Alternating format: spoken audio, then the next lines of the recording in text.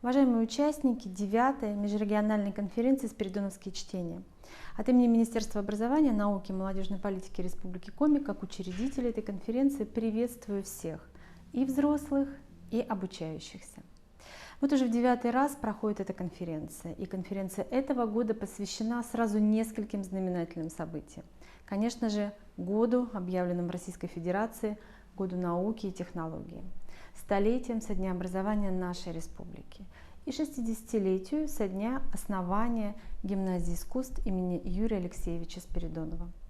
Уверена, что все эти знаменательные даты и увлекательные события нашли отражение и в тех работах, которые будут представлены в 8 секциях этой конференции.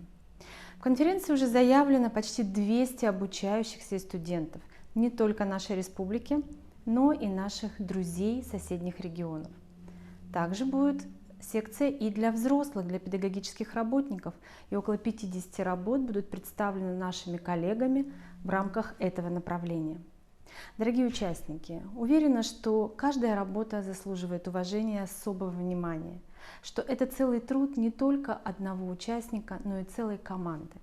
И, конечно же, эта работа найдет отражение в дальнейшей жизни наших школьников при их профессиональном самоопределении, а возможно станет даже новым этапом научного исследования, поисковой работы.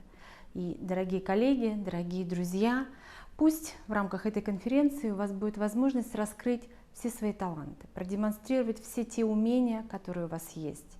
Конечно же, жюри будет оценивать, как всегда, справедливо, объективно и беспристрастно.